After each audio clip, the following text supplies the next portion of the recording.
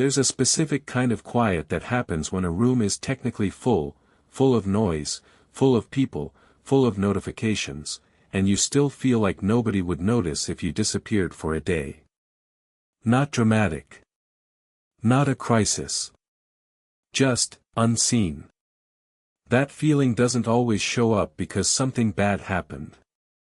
Sometimes it just creeps in on an ordinary Tuesday, in the middle of a normal week, for no reason you can point to. Tonight isn't about fixing that feeling in one verse.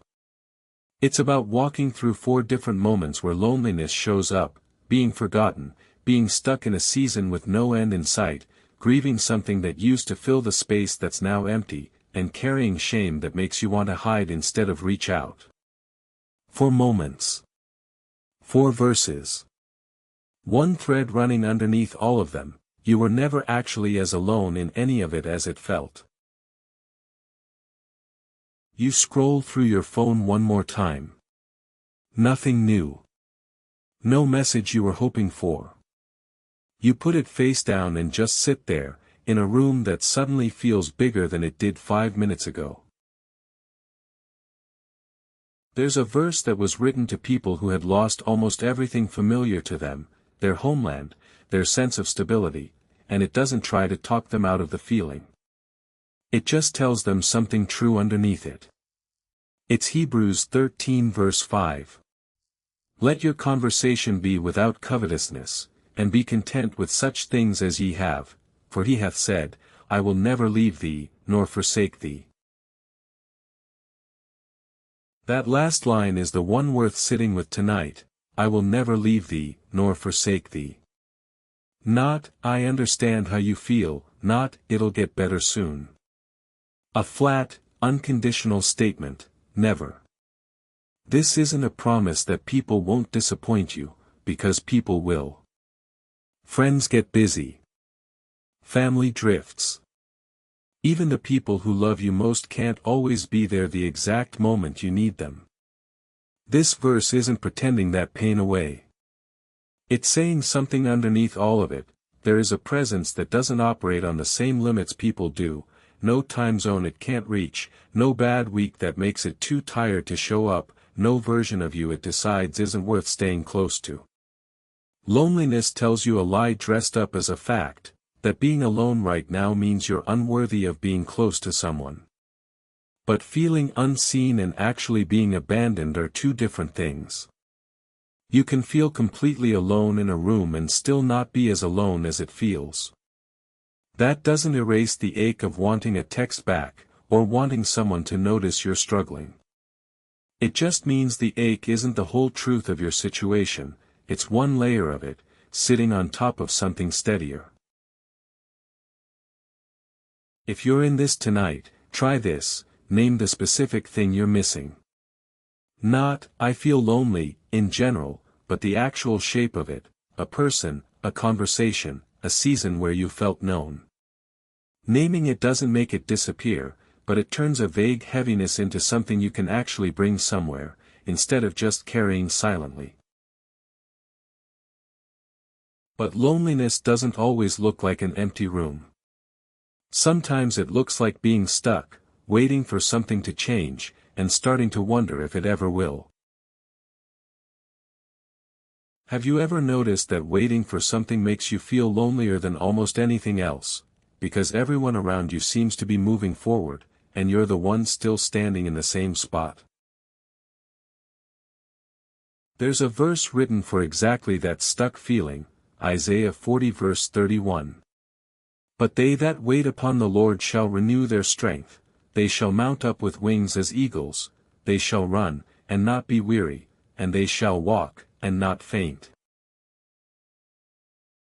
Notice what this verse doesn't promise. It doesn't say the waiting will end on your schedule, or that the thing you're hoping for is guaranteed to show up the way you pictured it. What it promises is strength inside the waiting itself. That's a different kind of hope than, hang on, it'll be over soon. It's closer to, you can actually be renewed in the middle of this, not just after it. Think about what "mount up with wings" actually means in practice, an eagle doesn't flap constantly to stay in the air. It rides currents it didn't create, using strength that isn't purely its own effort. That's the picture here. You're not meant to grind through a waiting season purely on willpower, gritting your teeth until the calendar finally moves. You're meant to lean on something that renews you while you're still in it, which means the strength isn't a reward for finishing the wait. It's available now, in the stuck middle part, in the part that feels the loneliest because nobody else seems to be waiting alongside you. Here's something practical: waiting seasons feel lonely partly because we treat them as empty time we're just getting through until real life resumes. But this verse treats the waiting itself as a place something is happening. Ask yourself what's actually being built in you right now, even without the thing you're hoping for. Patience isn't nothing. Trust that gets tested and doesn't collapse isn't nothing. You're not on pause. You're being renewed in a way that doesn't show up until later. But waiting isn't always neutral. Sometimes what you're waiting to feel normal again is grief, the space where someone or something used to be. Someone once told me the hardest part of losing someone wasn't the funeral, it was 6 months later, on an ordinary afternoon, reaching for the phone to tell them something, and remembering all over again. Psalm 34 verse 18 was written for exactly that kind of afternoon. The Lord is nigh unto them that are of a broken heart, and saveth such as be of a contrite spirit. Read that word again, nigh. Not far off, waiting for you to pull yourself together first. Near.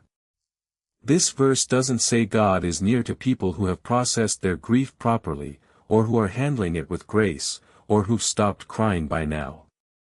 It says the nearness is specifically for the broken-hearted, meaning your grief itself isn't something to get past before you're allowed close to comfort. It's the exact condition this verse is describing as already being met with nearness. Grief is a strange kind of loneliness because the world keeps moving at full speed around you while your internal world has stopped. People check in for a week, then life pulls them back to their own routines, not out of cruelty, just because that's how time works for everyone who isn't the one grieving. That can leave you feeling like your loss has an expiration date on other people's attention, even though it doesn't have one in your own chest. This verse pushes back on that quietly. It doesn't put a timeline on the brokenness. It just says nearness is there for it, whenever it shows up, however long it lasts. If grief is where you are tonight, you don't need to perform being okay to be worthy of comfort. The ache of missing someone isn't a problem to solve quickly, it's evidence of how much that person or that season mattered. Let yourself actually feel the specific thing you miss instead of rushing past it. That's not weakness. That's the broken-hearted place this verse says is already being met. But there's one more kind of lonely that's different from the rest, the loneliness we build ourselves, when shame convinces us we're not safe to be close to anyone. You don't have to earn your way back into being close to God after you've messed something up, that's not how this actually works. Psalm 103 verse 12 says it plainly. As far as the east is from the west, so far hath he removed our transgressions from us. Think about why the psalm picked east and west specifically, instead of north and south. North and south have a fixed midpoint, the North Pole, the South Pole. You can measure the exact distance between them. But east and west never meet. You can travel east forever and never arrive at west. That's not poetic exaggeration, it's a deliberate picture of distance that has no measurable limit. That's how far this verse says your specific failure has been removed. Not managed. Not tolerated.